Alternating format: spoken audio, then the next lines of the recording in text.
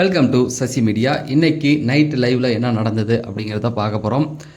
நீங்கள் இன்னும் நம்ம சேனலை சப்ஸ்கிரைப் பண்ணலாம், சப்ஸ்கிரைப் பண்ணிட்டு வீடியோவை லைக் பண்ணிடுங்க. நிறைய பேர் என்ன சொல்கிறீங்க அப்படின்னு பார்த்தீங்கன்னா, கொஞ்சம் ஷார்ட்டாக சொல்லுங்கள் அப்படிங்கிற மாதிரி சொல்கிறீங்க. நைட்டு 10:30க்கு ஆரம்பித்து காலையில் 3 மணி வரைக்கும் 4 மணிக்கு நடந்ததை ஷார்ட்டாக சொல்லணுன்னா ரொம்ப கஷ்டம். எவ்வளோ ஷார்ட்டாக நான் சொல்ல முடியும்? 10 நிமிஷம் வீடியோக்குள்ளே அதை எல்லாத்தையும் அடைக்கிற முடியாது இல்லையா? ஏன்னா நிறைய பேர் இந்த வீடியோ பார்க்குறதுக்கான மிக முக்கிய காரணமே நைட்டு அவங்க தூங்கிட்டு நம்ம நைட்டு பார்த்து நம்ம சொல்கிறத கேட்குறதுக்காக தான். இருந்தாலும் இந்த வீடியோவில் சில இன்சிடெண்ட் மட்டும் சொல்லலான் இருக்கேன். உங்கள் ஆசைக்கு கொஞ்சம் முயற்சி பண்ணுறேன் அப்படிங்கிறது தான்.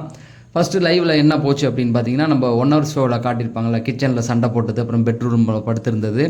ஸோ அதை எல்லாத்தையுமே அதுதான் ஓடி இருந்தேன். அதை ஸ்கிப் பண்ணிட்டேன். அதை ஸ்கிப் பண்ணிட்டு அடுத்து நடந்த ஒரு இன்சிடெண்ட் என்னென்னா, டைட்டில் வின்னர் ஆகிறதுக்கு யாராருக்கு வாய்ப்பு இருக்குது அப்படிங்கிற மாதிரியான சில கான்வர்சேஷன் போச்சு. அதில் 3 பேரை விக்ரம் சொல்கிறாரு. ஒன்று அரோரா, இன்னொன்று சபரி, அதுக்கப்புறமேட்டுக்கு கானா வினோத்தோ. இந்த 3 பேரில் யாரோ ஒருத்தர் சொல்கிறாரு. அவர் ஐ திங்க் கானா வினோத் இல்லைன்னு நினைக்கிறேன். இவங்க சாண்ட்ராவையோ திவ்யாவையோ சொல்கிறாருன்னு நினைக்கிறேன். ஆனால் 2 பேர் அரோரா இருக்காங்க, இவங்களும் இருக்காங்க, சபரி இருக்காங்க. இன்னொருத்தவங்களை மட்டும் சரியாக எனக்கு புரியல. சரி, இவங்களை சொல்லும் பொழுது அவங்க எல்லாருக்குமே அரோராவுக்குள்ளே ஒரு ஆசை ஒன்று வந்துருச்சு, இவங்க இருக்கலாம் அப்படிங்கிற மாதிரியான சில திங்கிங் அவங்களுக்குள்ளே ஓடிக்கிட்டு இருக்கு. விஜய் சேதுபதி நம்ம கையை தூக்கிடுவாரோ அப்படிங்கிற அளவுக்கு அவங்களுக்குள்ள ஒரு சில விஷயங்கள் போகுது. அதை சேனல் தானே ரெடி பண்ணி கொடுத்துருக்காங்க. அவங்க மேலே தப்பு கிடையாது, எப்பயோ போக வேண்டியவங்க தான். பட் இந்த அளவுக்கு அது போகிறது சேனலாக அவங்களுக்கு ஒரு நம்பிக்கை ஏற்படுத்தி கொடுத்துக்கிட்டு இருக்க மாதிரியே இருக்குது. சபரியை பொறுத்த வரைக்கும் இல்லைடா, நான் அந்த அளவுக்குலாம் திங்க் பண்ணிக்கல அப்படிங்கிற மாதிரி சொல்லிட்டாப்புல. என்னை பொறுத்த வரைக்கும் நடக்கிறது நடக்கட்டும். அதே போல் இப்போ வெளியில் போனால் கூட என்னை சிலர் நீ நல்லா விளையாண்டுன்னு சொன்னாலும் நான் பெருசாக எடுத்துக்க போகிறதில்ல. நீ ரொம்ப கேவலமாக விளையாண்ட அப்படின்னு சொன்னால் அப்படியா அப்படின்ட்டு நான் போயிடுவேன்டா அப்படிங்கிற மாதிரி அவர் சொல்லிக்கிட்டு இருக்காப்புல. ஸோ இந்த மாதிரியான ஒரு கான்வர்சேஷன் அங்கே போணுச்சு. அந்த பக்கம் வெளியில் பார்த்தீங்கன்னா இவங்க திவ்யா, வாட்டர்மிலன், வியானா இவங்கெல்லாம் பேசிக்கிட்டு இருந்தாங்க. இந்த இடத்துல என்ன நடக்குதுன்னா, வாட்டர்மிலன் பேர் எப்படி உருவானதுன்னு திவ்யா ஒரு கதை சொல்ல ஆரம்பித்தாங்க. அதாவது அந்த நெக்லஸ் டாஸ்கில் தர்பூஸ் ராஜா நகையை கொடுத்துட்டு போனார் இல்லையா, அப்போ அவங்க எதோ யோசித்து சொல்லியிருப்பாங்க போல். அது கொஞ்சம் மொக்க மாதிரி உருட்டிக்கிட்டு, அதாவது வாட்டர்மெலன் பக்கத்தில் உட்காந்து ஒரு கண்டென்ட் கொடுக்கணும் அப்படிங்கிறதுக்காக வாண்டடாக கொடுத்துக்கிட்டு இருக்காங்க. அது அவர் வந்தால் வழிவாருன்னு தெரியும், அதுக்கப்புறம் அவரை வர வச்சுட்டு வழியாதீங்கன்னு சொல்கிறது தப்பு இல்லையா? அவர் வழிவாருன்னு தெரிஞ்சதுக்கப்புறம் அவரை ஏன் கூப்பிட்றீங்கன்ற மாதிரி தான் இருந்தது. ஏன்னா அந்த கேவலமான ஒரு கதை, அந்த கதையெல்லாம் சொல்லி டயத்தை வேஸ்ட் பண்ண விரும்பல. ஏன்னா பிக் பாஸ் அதை முழுசாக காட்டல, திரும்பவும் கிச்சனுக்குள்ளே தான், பெட்ரூமில் தான் போடுறாங்க. இந்த இடத்துல அரோரா கொஞ்சம் வருத்தப்படுறாங்க. எதுக்காக வருத்தப்படுறாங்கன்னா, ரெட் கார்டுக்காக. கமருதீனுடைய லைஃப் என்ன ஆகும் அப்படிங்கிற மாதிரி. அந்த பக்கம் சபரி, விக்ரம் இவங்கெல்லாம் உட்காந்து என்ன சொல்கிறாங்க அப்படின்னு பார்த்தீங்கன்னா, உன்னுடைய அந்த ரெட் கார்டுக்கு அப்புறமேட்டுக்கு அவனுக்கு சம்பளம் வராது, ப்ராஜெக்ட்லாம் வராது அப்படிங்கிற போது என்ன சொல்கிறாங்கன்னா, எதுவுமே நம்ம கையில் இல்லைம்மா, அது சேனல் தான் முடிவு பண்ணணும், அவன் செஞ்ச ஒரு விஷயத்துக்கான ஒரு ஆக்ஷன் தான் அப்படிங்கிற மாதிரி சொன்னாங்க. ஆனால் எங்கள் அம்மா அவன் வீட்டுக்குள்ளே நான் வந்த உடனே அவனை பையன் சொன்னாங்க அப்படிங்கும்போது, எப்போ சொன்னாங்கன்னு எனக்கு தெரிலன்னு போது, நீ உள்ளே டாஸ்க் பண்ணும்போது டைரெக்டாக ஃபஸ்ட்டு எடுத்தோடனே கமருதீனை பார்த்து கட்டிப்பிடிச்சி நீ எனக்கு ஒரு பையன் தாண்டா அப்படின்ற மாதிரி சொன்னாங்கன்னு விக்கல் சொன்னான். ஆமாம் அம்மா இல்லைன்னு சொல்லிட்டு அழுதுட்டு இருப்பான்ல, அதை பார்த்த உடனே அவங்களுக்கு அப்படி தோணியிருக்குண்டா அப்படின்ட்டு. அப்போ சபரி ஒரு வார்த்தை சொல்கிறாப்புல, என்னென்னா, எங்கள் அம்மா இன்னைக்கு சபரி கமருதீன் ரெட் கார்டு வாங்கிட்டு போனதை பார்த்து அழுதுருப்பாங்கடா அப்படிங்கிற மாதிரி சொல்கிறாப்புல. இது எதுக்கு சொல்கிறேன்னா, சபரி நடிக்கிறான்னு நிறைய பேர் சொல்கிறீங்கள, அவன் சொல்கிற அதே டைமில் இன்றைக்கி அவங்க அம்மா ஒரு இன்டர்வியூ கொடுத்துருக்காங்க. அவங்கள அதை தான் சொல்கிறாங்க, இவன் ரெட் கார்டு வாங்கிட்டு போகும்போது எனக்கு அழுக வந்துருச்சுப்பா, அந்த பொண்ணு காலில் விழுவும் போதெல்லாம் எனக்கு அழுக வந்துருச்சுன்னு அவங்க மதியானம் இன்டர்வியூ கொடுத்துருக்காங்க. நைட்டு அவன் முந்தா நாள் நைட்டு பேசியிருக்காப்புல. கரெக்டாக முந்தா நாள் நடந்தது தான் இன்றைக்கி காட்டுறாங்க. நேற்று அவர் பேசியிருக்காப்புல, இன்றைக்கி அவங்க அம்மா வெளியில் இன்டர்வியூ கொடுக்குறாங்க. அது எப்படி அவங்க அதை சொல்கிறாரு பாருங்களேன். அவங்க அம்மாவுடைய குணம் இதுதான்றதையும் வெளியில் இருந்து சபரியோட குணத்தை அவங்க அம்மா சொல்கிறாங்க. சார் அது ஒன்று போணுச்சு. ஏன்னா நடிக்கிறான்னு இனிமேலும் சொல்லாதீங்க. அது ரொம்ப தப்பான ஒரு விஷயம். இவ்வளோ 90 நாள் ஒருத்தனால நடிக்க முடியுமா? இவ்வளோ பிக் பாஸ் பார்த்துட்டோம் நம்ம எல்லாருமே. பார்த்ததுக்கப்புறம் 90 நாளும் ஒருத்தன் நடிச்சுட்டு உட்காந்துருக்கான்றதுலாம் ரொம்ப தப்பு. ஒரு 50 நாள் நடிக்கலாம், 50 நாளே அதிகபட்சங்க, 30-40 நாளில் ட்ரூ கலர் வெளியில் வந்துடும்.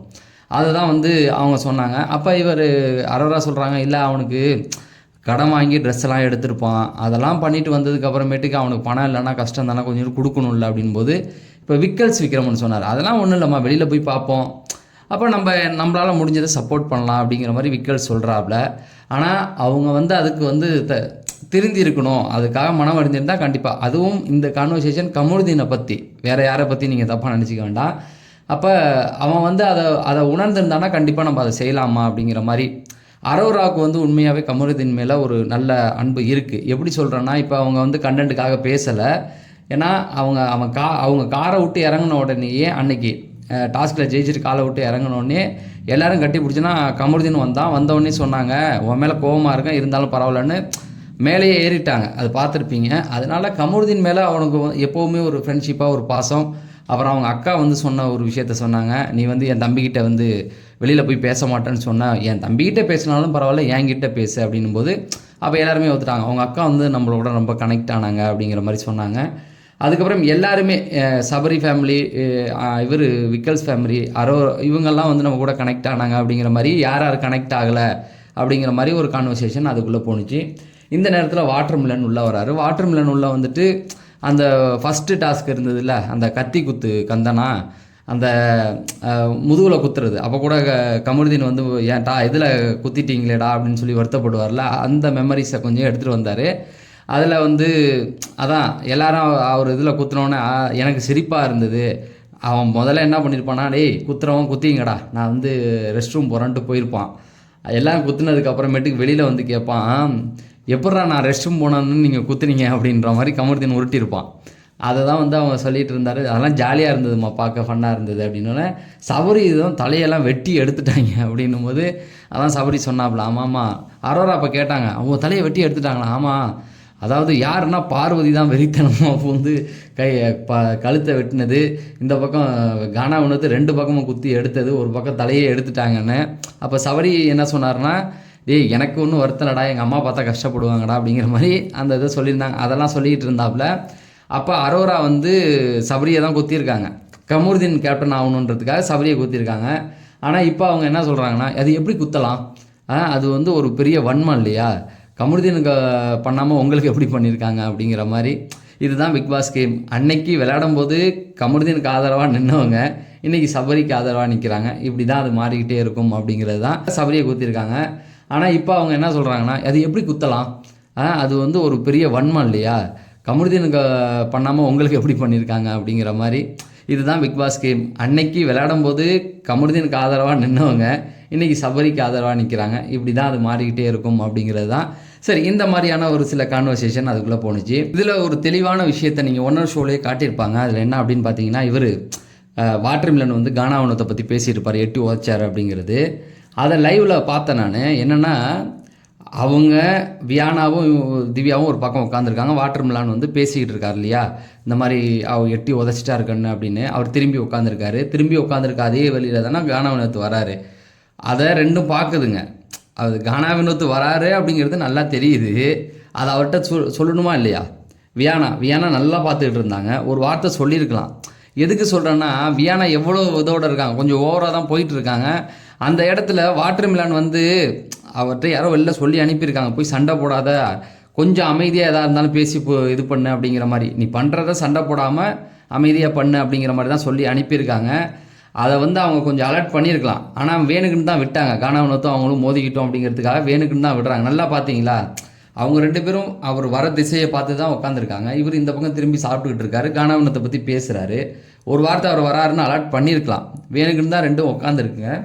அதே போல் பிரவீனுடைய மாற்றம் என்னன்னே தெரியல. அவர் வரணும்னு நினச்சோம், அதை எந்த மாதிரி அவர் எடுத்துக்கிட்டு வந்து பிஹேவ் பண்ணுறாருன்னு. ஸோ நிறைய விஷயங்கள் வெளியில் போயிட்டுருக்கு. இதை பற்றி தனி வீடியோவே போடலான்னு நினைக்கிறேன். அதில் தனி வீடியோவில் நிறைய விஷயம் சொல்கிறேன். ஆனால் ஒன்று மட்டும் புரிஞ்சுக்கிங்க, மலையாளத்தில் 7வது சீசன் நடந்த ஒரு சம்பவம். அனீஸ் அப்படிங்கிறவர் தான் ஜெயிக்க வேண்டியது, அவருக்கு தான் ஓட்டுகள் இருந்தது. இப்போ தமிழில் எப்படி இருக்கோ அந்த மாதிரி தான் ஓட்டுகள் அவருக்கு இருந்தது. அனுமோல்னு நினைக்கிறேன் அவர் பேர், அவர் தான் 2வது இடத்துல இருந்தார். ஆனால் இதில் அனீஸை தோக்கடிச்சு அவர் 2வது உள்ள ஜெயிக்க வச்சாங்க. கடைசி வீக்கில் டிஆர்பியை ஏற்றி விட்டு கீழே இருக்கிறவருக்கு டிஆர்பியை ஏற்றுனாங்க. ஒன்றும் இல்லை, உள்ளேருந்து வெளியிலேருந்து வரவங்கள போட்ட அவரை பேசி அடிக்க விட்டு அவரை ரொம்ப அடி வாங்க வச்சு ஓட்டிங்கில் அப்படியே மாற்றத்தை கொண்டு வந்து அனீஸ் கீழே இறங்கிட்டார், அடுத்தவர் மேலே ஏறிட்டார். ஸோ அந்த மாதிரியான முயற்சி போகிறதா தான் இப்போ கேள்வி. என்னை பொறுத்த வரைக்கும் நான் யோசிச்சுக்கிட்டே இருக்கேன். நான் வந்து ஒரு விஷயத்தை எப்பயுமே சொல்கிறதில்ல, இவர் தான் ஜெயிப்பார்னு ஓட்டு மட்டும் சொல்லிட்டு போயிடுவேன். ஏன்னா இங்கே ஜெயிக்க வைக்கிறதுக்கு வேற யாரையோ ட்ரை பண்ணுறாங்கங்கிறது நல்லாவே தெரியுது. அது யாருன்னு சத்தியமாக எனக்கு தெரியாது. அதை பற்றி நம்ம தனி வீடியோவை பேசுவோம். இதில் ஏதோ ஒரு சூழ்ச்சி இருக்குது, அடுத்த வாரம் நல்லா தெரிஞ்சிடும். இப்பயே அதெல்லாம் பேச ஆரம்பிச்சிட்டாங்க. அதே போல் இன்னமும் இன்றைக்கும் வந்து ஒரு சில சம்பவங்கள் நடந்துக்கிட்டு இருக்குது வீட்டில். நம்ம இன்றைக்கி பார்க்கும்போது என்ன நடந்திருக்கு அப்படின்னா, இவர் சபரியை வந்து ரம்யா ஜோ வந்து சபரி விக்ரமை போட்டு பொழந்து எடுத்திருக்காங்க. ரம்யா ஜோ உள்ளே வந்திருக்காங்க. அதே போல் அப்புறம் அப்சராவோ யாரோ ஒருத்தவங்க அப்சரா உள்ளே வந்து இவங்க சாண்ட்ராவை போட்டு பொழந்து எடுத்திருக்காங்களாம். கடைசியில் சாண்ட்ரா இவங்க விக்ரம் 2 பேருமே அழுததா சொல்கிறாங்க. இன்றைக்கி வீட்டுக்குள்ளே நடந்தது. நாளைக்கு பிரஜன் வர போகிறாரு அப்படிங்கிற மாதிரி சொல்கிறாங்க. பிரஜன் கனிலா இன்றைக்கி வந்து இந்த மாதிரி ஒரு விஷயம்.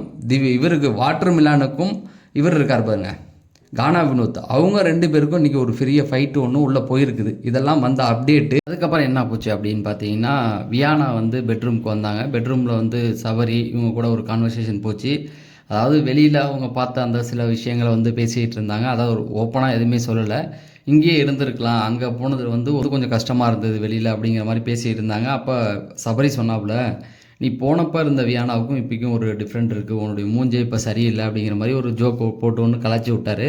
அது ஜோக் மாதிரி இல்லை அப்படிங்கிற மாதிரி சொன்னாங்களா. அப்புறம் வாட்டர் மிலன் வந்துட்டார். வாட்டர் மிலன் பார்த்தீங்கன்னா பரபரப்பாக சுற்றிக்கிட்டு இருக்காரு.